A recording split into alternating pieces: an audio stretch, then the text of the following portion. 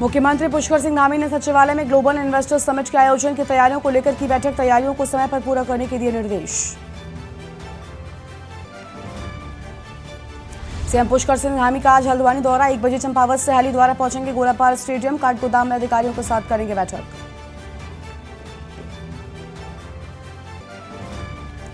पहलवानों के मामले को लेकर महिला कांग्रेस के प्रदेश अध्यक्ष का बयान। कहा, बीजेपी सांसद की गिरफ्तारी नहीं हुई तो महिला कांग्रेस करेगी सीएम आवास का घेराव।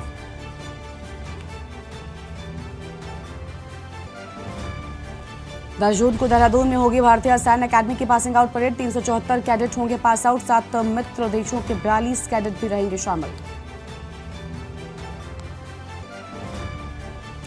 मशहूर गायक व पवनदीप राजन ने देहरादून में बिखरा अपनी आवाज का जलवा। 5 दिवसीय 9 वर्ष उत्कर्ष के विकास कार्यक्रम में पहुंचे थे पवन।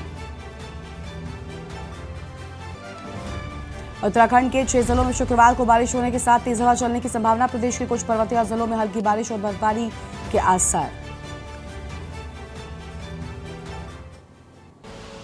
आप देख रहे हैं के न्यूज, खबरों का सारथी।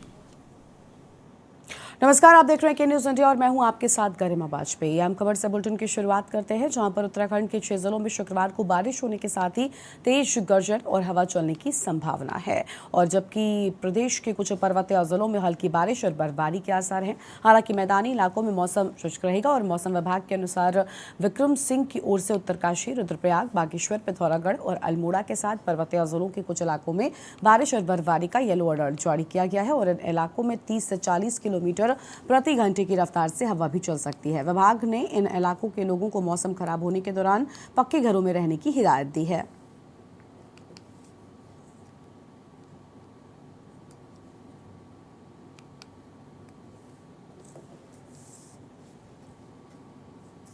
साफ रहने वाला है, परंतु हाई रीचेज में मैं कहूँगा कि जो छुटपुट एक्टिविटी है शाम के समय, जो कि इसका एक लोकल वेदर रहता है, वो तो एक्टिविटी मिलेगी जो है। तो अगर ये 12 से 15 दिन की बात करें तो इसमें मौसम करीब करीब साफ रहने वाले हैं और साथ ही जो तापमान है वो बढ़ेंगे। तो तीर्थयात्री उनके लिए ठीक है, समय ठीक है, उसमें वो जा सकते हैं। कोई मौसम की तरफ से कोई विशेष कुछ भी नहीं है। बस यही है कि थोड़ी तैयारी तो हमेशा ही, जो उच्च हिमालय क्षेत्र है, थोड़ी बारिश होती है वहाँ पर तो तापमान एकदम तेज़ी से गिरते हैं। तो उसकी तैयारी, उस तरह की जो तैयारी है वो बिल्कुल होनी चाहिए। नॉर्थ वेस्ट इंडिया में कम दिखा रहा है और जगह तो सामान्य है। ओवरऑल देखें पूरे कंट्री का तो सामान्य बोला है।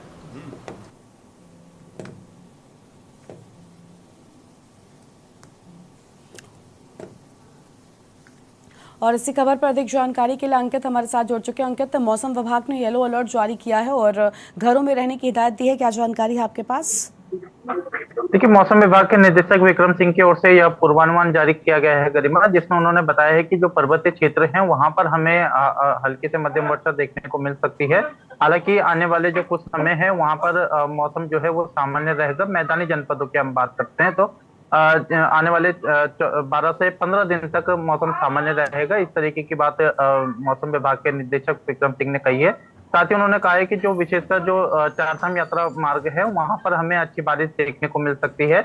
ऐसे में जो चारधाम की यात्रा करने वाले जो श्रद्धालु हैं या जो पहाड़ों की यात्रा करने वाले जो लोग हैं उनसे सतर्कता बरतने की अपील की है। इसके अलावा मौसम विभाग ने तेज हवाएं चलने का भी अलर्ट जारी किया है। करीबन 40 से 50 किलोमीटर प्रति घंटे की रफ्तार से ये हवाएं चल सकती है। तो इसको लेकर के मौसम विभाग ने लोगों से कहा है कि अगर संभव हो तो अपने पक्के मकानों पर रहें, जिससे कि कोई दुर्घटना ना हो सके। और इसके साथ ही जो पहाड़ी जनपदों में यात्रा करने के लिए लोग जा रहे हैं या जो चारधाम की यात्रा पर जा रहे हैं वो अपनी पूरी तैयारी के साथ यात्रा को करें। और जो पहाड़ी क्षेत्रों की हम बात करते हैं तो यहाँ पर हमें हल्की बारिश से और बर्फबारी जो है वो भी देखने को मिल सकती है। 3000 मीटर से ऊंचाई वाले इलाकों की बात करें तो बिल्कुल, यानी 6 जिलों में गरज और बारिश की आशंका है। देखिए अंकित, इसके पहले भी हमने देखा चारधाम की यात्रा पर भी इस बदलते मौसम का बड़ा असर पड़ा था, लेकिन अब तक कोई भी राहत पहुंचने के आसार नहीं है। ऐसे में चारधाम यात्रा में जो श्रद्धालु पहुंच रहे हैं वो भी इससे बड़ी संख्या में प्रभावित हुए हैं। बिल्कुल गरिमा, देखिए बड़ी संख्या में लोग यहाँ पर आ रहे हैं और अलग अलग राज्यों के लोग यहाँ पर पहुंच रहे हैं। दूर दराज से लोग आ रहे हैं और आज जो उनका टाइम टेबल है वो पूरी तरीके से इस मौसम की वजह से बिगड़ा हुआ है। साथ ही ये मौसम कहीं ना कहीं श्रद्धालु की जेब पर भी एक बोझ पड़ता हुआ जा रहा है, क्योंकि जो शेड्यूल लेकर के श्रद्धालु चल रहे थे, वो शेड्यूल सबका बिगड़ा हुआ है और लगातार सरकार की तरफ से भी जो रजिस्ट्रेशन है, जो नए पंजीकरण है, उस पर रोक लगा दी जा रही है। तो कहीं ना कहीं जो श्रद्धालु अपना रूटीन बना करके आए थे, उसकी वजह से जो जो मौसम खराब हो रहा है, उसकी वजह से सारा जो टाइम टेबल है वो भी खराब हो रहा है और आर्थिक रूप से भी उन पर बोझ पड़ रहा है। इसके साथ ही शासन प्रशासन को भी यात्रा को सुचारू रूप से चलाने के लिए दिक्कतों का सामना करना पड़ रहा है और मौसम विभाग ने भी आने वाले कुछ समय और भी ज्यादा बारिश और बर्फबारी का अलर्ट जारी किया है। और विशेषकर चार धाम में यात्रा में तो के क्षेत्रों की अगर हम बात करते हैं तो वहां पर ये सब स्थिति देखने को मिलेगी। तो निश्चित ही आने वाले समय में भी श्रद्धालु की जो परेशानी है वो बढ़ने वाली है। लेकिन मौसम विभाग ने ये भी अनुमान जताया है गरिमा कि आने वाले समय में अभी आज से ही जो है वो बारिश में कमी जो है वो देखने को मिलेगी। मैदानी क्षेत्रों में जरूर ये कमी देखने को मिलेगी, लेकिन जो चारधाम यात्रा मार्ग है वहां पर हमें अच्छी बारिश और बर्फबारी भी देखने को मिल सकती है। बिल्कुल, यानी हल्की बारिश और बर्फबारी की आशंका अभी भी है। अंकित, बहुत शुक्रिया आपका अधिक जानकारी के लिए। तो पर्वतीय जिलों में हल्की बारिश और बर्फबारी के आसार मौसम विभाग की ओर से जताए गए हैं। बड़ी खबर आपको बता दें, मौसम विभाग ने येलो अलर्ट जारी कर दिया है और जिसके चलते आपको बता दें कि इस बदलते मौसम का बड़ा असर एक तरफ उत्तराखंड वासियों को तो पड़ ही रहा है, दूसरी ओर जो चारधाम यात्रा करने के लिए यात्री पहुंच रहे हैं उन पर भी इस मौसम का बड़ा असर पड़ रहा है। पर्वतीय जिलों में हल्की बारिश और बर्फबारी के आसार हैं। देहरादून से खबर, और मौसम विभाग ने इसी के चलते येलो अलर्ट जारी कर दिया है।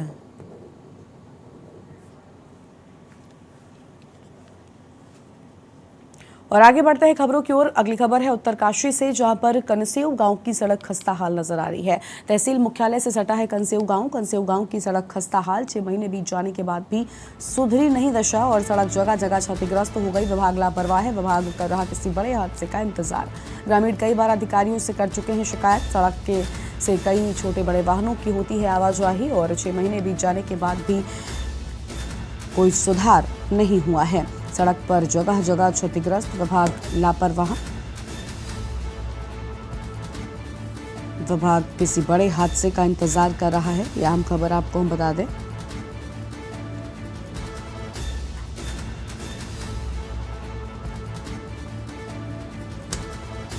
और सड़क से कई छोटे बड़े वाहनों की आवाजाही यहां पर होती है।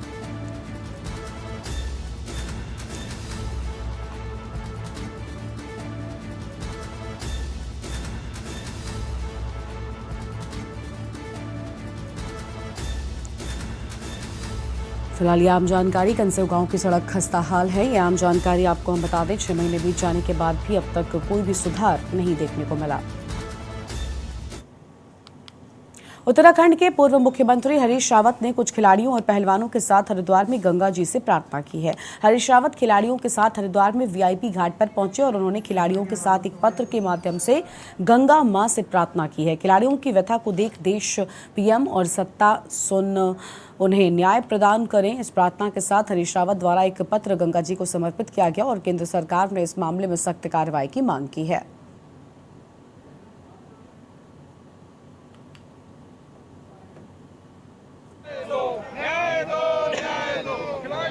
अंतर्राष्ट्रीय फलक पर देश के नाम को और तिरंगे झंडे के सम्मान को ऊंचा उठाने वाले 4 पहलवान जो स्वर्ण पदक विजेता हैं, वो गंगा मां के पास आए, कहा मां हम अपने पदक आपको समर्पित करना चाहते हैं, क्योंकि जो हमारा उत्पीड़न करता है सरकार उसको संरक्षण दे रही है और जो हम अपनी बात करना चाह रहे हैं, उठा रहे हैं, अब हमको जंतर मंतर पर बैठने भी नहीं दिया जा रहा है और लोकतांत्रिक तरीके से अपनी आवाज बुलंद नहीं करनी।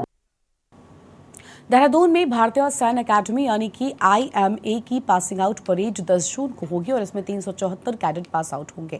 इसमें 7 मित्र देशों के 42 कैडेट भी शामिल होंगे। सेना प्रमुख मनोज पांडे परेड की सलामी लेंगे और परेड को देखने सेना के तमाम अधिकारी, देश विदेश के गणमान्य लोग व कैडेट्स के परिजन दून पहुंचेंगे। अकेडमी प्रबंधन परेड की तैयारियों में जुटा हुआ है।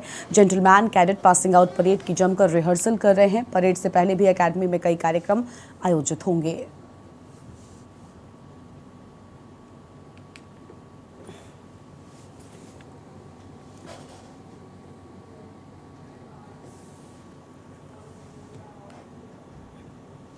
और लक्सर क्षेत्र की राखी ने मध्य प्रदेश के ग्वालियर में आयोजित 5वीं चैंपियनशिप नेशनल कबड्डी प्रतियोगिता में दूसरा स्थान प्राप्त कर क्षेत्र राज्य का नाम रोशन किया और उसने इस प्रतियोगिता में सिल्वर मेडल जीता है। बता दें कि लक्सर विकासखंड के दढेकी गांव निवासी विक्रम सिंह की बेटी राखी किसान विद्यालय इंटर कॉलेज में कक्षा 12 की छात्रा है।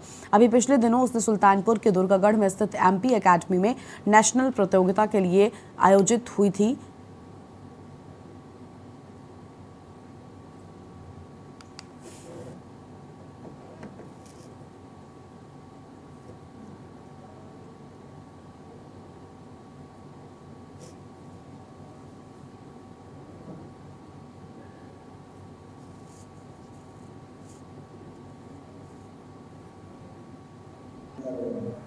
सर पहली बात तो है कि मैं बहुत खुश हूँ कि मैंने अपने गांव का और अपने जिले का मतलब नाम रोशन किया है। और सबसे बड़ी खुशी तो यह है कि मुझे उम्मीद नहीं थी कि मैं वहां पे ऐसे कर पाऊंगी, क्योंकि मेरी इतनी प्रैक्टिस को ना मेरी बहुत टाइम कम था मेरे पास कि मैं इतने कम टाइम में इतना अच्छा कर लूंगी, मुझे उम्मीद भी नहीं थी। और मैं बहुत धन्यवाद करना चाहती हूँ पापा मम्मी का, कि उनकी वजह से आज मैं यहाँ हूँ। कि ऐसा हुआ था कि पहली मेरी जो मैं खेलने के लिए गई थी दुर्गागढ़, मैंने ऐसे ही ट्रायल दिया था नॉर्मल तरीके से, मेरी प्रैक्टिस भी नहीं थी उस टाइम पे, बिना प्रैक्टिस के मैंने ट्रायल दिया अपना और ट्रायल में मेरा सिलेक्शन हुआ। उसके बाद फिर मुझे 1 महीने के बाद मेरा सर्टिफिकेट और जो मेरा मेडल वगैरह था वो मुझे जवालापुर से प्रोवाइड हुआ। उत्तराखंड में निवेश को बढ़ावा देने और नए निवेशकों को लुभाने के लिए राज्य में नवंबर या दिसंबर में इन्वेस्टर्स समिट आयोजित होंगी। इसके साथ ही सरकार अंतर्राष्ट्रीय निवेशकों को रिझाने के लिए दुबई और सिंगापुर में रोड शो भी आयोजित करने जा रही है। मुख्यमंत्री धामी ने सचिवालय में ग्लोबल इन्वेस्टर्स समिट के आयोजन की तैयारियों को लेकर बैठक ली। उन्होंने कहा कि राज्य में नवंबर या दिसंबर में इन्वेस्टर्स समिट आयोजित होनी है। उन्होंने इसकी तैयारियों को समय पर पूरा करने के निर्देश दिए। धामी ने बताया कि राज्य में आयोजित होने वाले इन्वेस्टर्स समिट के शुभारंभ के लिए प्रधानमंत्री मोदी से अनुरोध किया है। सीएम ने कहा कि राज्य में अधिक से अधिक निवेशक आए और इसके लिए मजबूत नई औद्योगिक नीति बनाई गई है। राज्य में हवाई, रेल एवं सड़क कनेक्टिविटी का जिस तेजी से विस्तार हो रहा है वो सराहनीय है।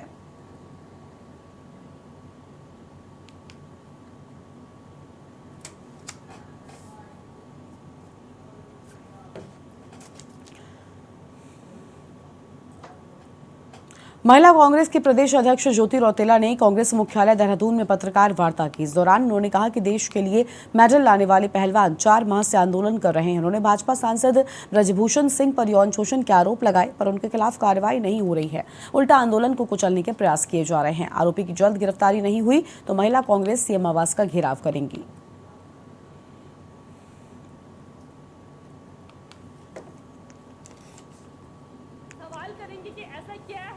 कि जब जो लड़कियां देश के लिए मेडल जीत के ला रही है तब प्रधानमंत्री उसको अपने यहाँ डिनर पे बुला रहे हैं, लेकिन जब वो अपने ऊपर एक शोषण का आरोप लगाती है तब आप उस पर कोई केस नहीं करते। हर तरीके से जो महिला पहलवान है उनके साथ हैं, और अगर सरकार इस पर कोई कार्रवाई नहीं करती, अभी इनको जो इन लोगों ने नरेश सेकेजी ने जो टाइम दे रखा, अगर हर तरीके से जो महिला पहलवान है उनके साथ हैं, और अगर सरकार इस पर कोई कार्रवाई नहीं करती, अभी इनको जो इन लोगों ने नरेश सेकेजी ने जो टाइम दे रखा, अगर इस पर कोई कार्रवाई नहीं होगी तो महिला कांग्रेस पूरे प्रदेशों में मुख्यमंत्री आवास का घेराव और जो दिल्ली में है प्रधानमंत्री आवास का घेराव करेंगे। उनसे सवाल करेंगे कि ऐसा क्या है कि जब जो लड़कियां देश के लिए मेडल जीत के ला रही है तब प्रधानमंत्री उसको अपने यहाँ डिनर पे बुला रहे हैं, लेकिन जब वो अपने ऊपर एक शोषण का आरोप लगाती है तब आप उस पर कोई केस नहीं करते।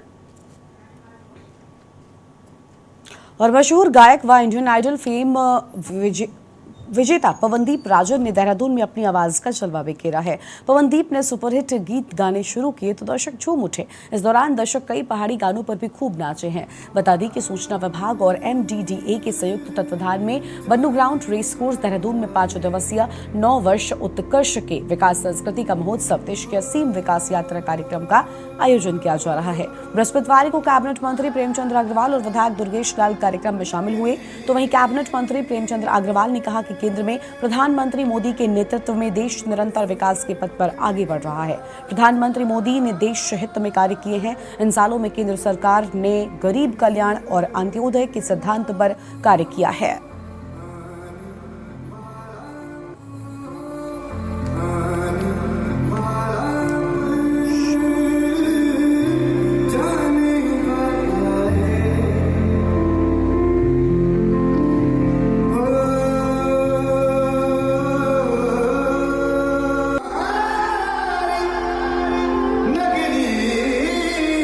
इस प्रकार से पूरे देश का मान सम्मान विश्व के अंदर बढ़ाया और देश और देशवासियों का जिस प्रकार से उत्थान हुआ है, आप जानते हैं किसी भी योजनाओं को आप देख लें, आज एयर कनेक्टिविटी हो, रोड कनेक्टिविटी हो, मैं अपने उत्तराखंड की बात करूं तो यहाँ से चारधाम मार्ग की बात हो, रेलवे कनेक्टिविटी यानी ऋषिकेश से कर्णप्रयाग तक रेलवे लाइन की बात हो, नमामि गंगे की बात हो या फिर पर्वतमाला की बात हो, कुल मिला के सनातन संस्कृति को बढ़ाने की बात हो, केदारपुरी को किस प्रकार से संवारने का काम किया, किस प्रकार से हेमकुंड तक रोपवे का शिलान्यास माननीय प्रधानमंत्री ने किया और पूरे विश्व के अंदर जैसे अभी आपको जानकारी है कि विदेश में जाते हैं तो मोदी जी के पैर एक राष्ट्राध्यक्ष छूता हो, तो इससे बड़ा सौभाग्य क्या हो सकता है। शहर को स्मार्ट बनाने के उद्देश्य से लाई स्मार्ट सिटी परियोजना ने देहरादून में लोगों की मुसीबतें बढ़ा दी हैं और स्मार्ट सिटी के तहत राजधानी देहरादून को स्मार्ट करने का सपना तो साकार नहीं हुआ, लेकिन इसकी वजह से जगह जगह गड्ढे और सड़कों में जलभराव की वजह से आए दिन हादसे हो रहे हैं। लोगों को यातायात में काफी दिक्कतों का सामना करना पड़ता है। खुद बीजेपी के मंत्री और विधायक भी स्मार्ट सिटी देहरादून के कामों पर सवाल उठा रहे हैं। बीजेपी विधायक विनोद चमोली ने तो साफ कहा कि स्मार्ट सिटी ने शहर का जो नाश किया है, ऐसा हाल वो अपनी विधानसभा का नहीं होने देंगे और स्मार्ट सिटी के काम अपनी विधानसभा में नहीं होने देंगे। तो वहीं मेयर सुनील उनियाल गामा का कहना है कि स्मार्ट सिटी के काम अंतिम चरण में है और विपक्ष ने स्मार्ट सिटी के बहाने केंद्र और राज्य सरकार पर हमला शुरू कर दिया है।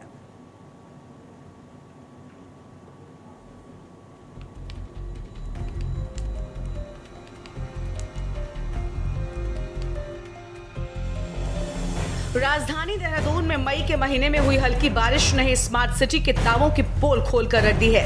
शहर को स्मार्ट बनाने के उद्देश्य से लाई स्मार्ट सिटी परियोजना ने देहरादून में लोगों की मुसीबतें बढ़ा दी हैं।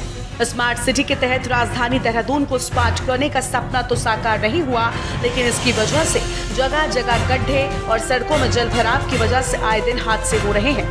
लोगों को यातायात में काफी दिक्कतों का सामना करना पड़ रहा है। खुद बीजेपी के नेता और विधायक भी स्मार्ट सिटी देहरादून के कामों पर सवाल उठा रहे हैं।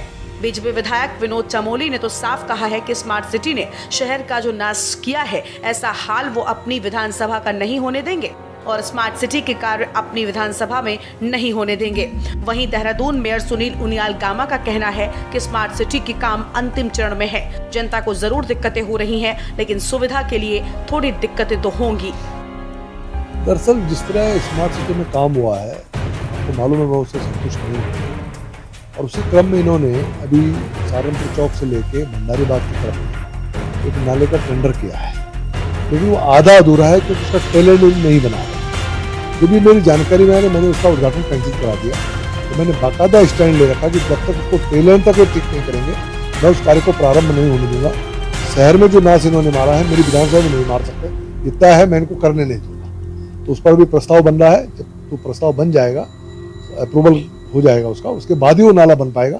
ये मेरा स्टैंड है, मैं उस पर आगे काम कर रहा हूँ। स्मार्ट सिटी के काम अब अंतिम चरण में है। अभी स्मार्ट सिटी के सभी अधिकारियों को बुलाकर जितनी कार्यदायी संस्थाएं काम कर रही हैं, सबको कहा गया है कि बरसात से पहले पहले ये खुदाई वाले काम कम से कम कंप्लीट हो जाने चाहिए। और मुझे लगता है कि जितने खुदाई के काम हमारे हैं ये बरसात से पहले पहले कंप्लीट हो जाएंगे। स्मार्ट सिटी की वजह से जनता को दिक्कतें हो रही है, बिल्कुल इसमें कोई दो राय नहीं है, दिक्कतें हो रही है। लेकिन जब कोई कार्य होता है तो उस समय परेशानी भी होती है। अब जैसे हमारा परेड ग्राउंड बनकर तैयार हो गया, ऐसे हमारे वाटर एटीएम तैयार हो गए, हमारे स्मार्ट शौचालय तैयार हो गए। जो जो काम कंप्लीट हो गए हैं वो देखने के साथ साथ शहर को जो स्मार्ट सिटी के तहत जो काम होने चाहिए थे उससे शहर भी अच्छा हो रहा है, शहर का वातावरण भी अच्छा हो रहा है। आपको बता दें कि दून स्मार्ट सिटी प्रोजेक्ट के तहत देहरादून में कई कार्य किए जा रहे हैं, जिसके तहत स्मार्ट स्कूल, ई कलेक्ट्रेट, कमांड सेंटर जैसे अन्य कार्य किए जा रहे हैं, जो कि पूरे हो चुके हैं। जबकि sewerage line, smart toilet, Doon library, पेयजल आपूर्ति, पलटन बाजार, सौंदर्यीकरण, स्मार्ट पुल लगाने जैसे अनगिनत काम अभी अधूरे चल रहे हैं। स्मार्ट सिटी के कामों की समीक्षा के दौरान शहरी विकास मंत्री प्रेमचंद्र अग्रवाल ने भी अधिकारियों को जमकर फटकार लगाई थी। हालांकि कुछ खास असर देखने को नहीं मिला। विपक्षी दलों ने स्मार्ट सिटी के बहाने केंद्र और राज्य सरकार पर हमला बोल दिया है। ये जो स्मार्ट सिटी वाली बात है, काफ़ी दिनों से ये बात चल रही है और पूरे देहरादून को आप देख लो स्मार्ट सिटी में कैसे कन्वर्ट हो रही है। जगह जगह खड्डे हो रखे हैं, पानी भर रहा है, अब बरसात आने वाली है लेकिन अभी इस पर काम नहीं हुआ। ऊपर से कल ही ये पता चला है कि केंद्र सरकार ने तो उनका बजट भी कम कर दिया। अब ये कैसे इस काम को पूरा करेंगे, ये सवाल सरकार से हम लोगों का भी है। दूसरी बात कि आपने जब आपके पास फंड नहीं था तो आपने ऐसा क्यों करा कि जगह जगह आपने खुदाई शुरू करवा दी। आप लोगों को पहले अपने फंड की व्यवस्था करनी चाहिए थी, केंद्र सरकार से बात करनी चाहिए थी, फंड के आवंटन के बाद आप कम से कम कार्रवाई शुरू करते।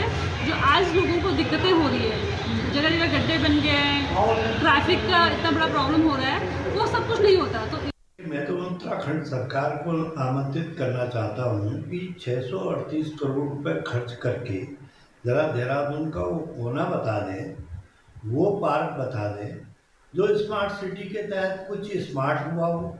देहरादून में आज सड़क और गड्ढे में अंतर ही कहीं नज़र नहीं आता। सारी सड़कें खुदी पड़ी हुई है, कहीं बिजली के तार हाई टेंशन गिर रहे हैं। कहाँ पर स्मार्ट है? एक जुमला बनकर के रह गया कि स्मार्ट सिटी। तो आम आदमी पार्टी ने तो इस संबंध में एक धरना भी दिया था, लेकिन आज तक उसका कोई इलाज नहीं बता पाया है। कुल मिलाकर प्रधानमंत्री नरेंद्र मोदी के ड्रीम प्रोजेक्ट स्मार्ट सिटी से जनता को काफी उम्मीदें हैं, लेकिन देहरादून में इस परियोजना के तहत चल रहे कार्य लोगों को सुविधा देने के बजाय उनकी मुश्किलों को बढ़ा रखा है। टूटी सड़कें आए दिन हादसों को बढ़ावा दे रही हैं, तो वहीं भाजपा के ही मंत्री विधायक इस परियोजना के तहत चल रहे कामों पर सवाल खड़े कर रहे हैं। इससे बड़ी समस्या सरकार के सामने ये भी है कि केंद्र सरकार ने हाल ही में स्मार्ट सिटी देहरादून के बजट में कटौती करते हुए बजट को आधा कर दिया। 1000 करोड़ की परियोजना का बजट घटकर 550 करोड़ रुपए रह गया है। ऐसे में सरकार कैसे स्मार्ट सिटी का सपना साकार कर पाएगी, एक बड़ा सवाल है। Uttarakhand special desk report.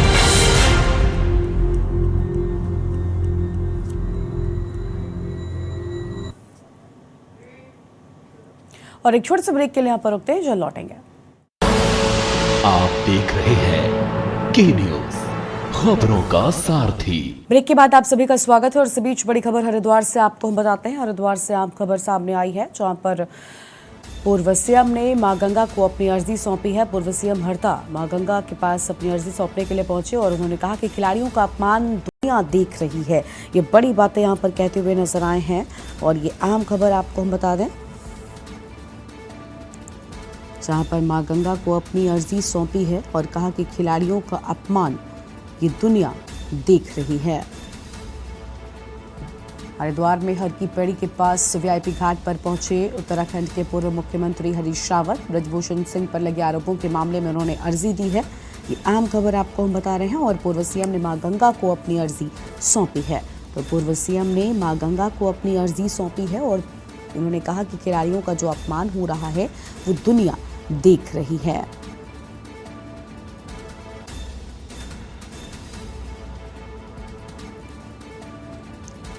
तो खिलाड़ियों का अपमान दुनिया देख रही है, साफ तौर पर हरीश रावत की ओर से ये बड़ी बातें कही गई हैं।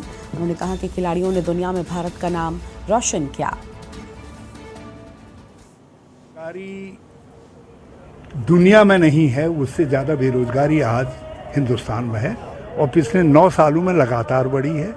महंगाई निरंतर बढ़ी है, गरीब अमीर के बीच की खाई बढ़ी है, देश में असहिष्णुता बढ़ी है, महिलाओं पर अत्याचार के मामले में हम इथियोपिया के साथ compete कर रहे हैं, कुपोषण के मामले में हम नेपाल और अफ्रीका के छोटे छोटे देशों से भी कुपोषण के मामले में पीछे हैं। तो हर मापदंड से यदि आप देखिए तो इस समय सवाल ही सवाल हैं, उपलब्धियां हैं ही कहाँ जिन उपलब्धियों का कोई जिक्र किया जा सके। और सबसे बड़ी बात यह है कि एक असहिष्णु सरकार, असंवेदनशील सरकार के 9 वर्ष जो हैं वो देश के लिए बड़े भारी पड़े हैं। अब ये एक वर्ष परिवर्तन की शक्तियों का वर्ष है और ये एक वर्ष परिवर्तन के लिए संघर्ष जारी रहे। और इस बुलेटिन में इतना ही। आप देखते रहिए के न्यूज़ इंडिया। नमस्कार। आप देख रहे हैं की न्यूज़, खबरों का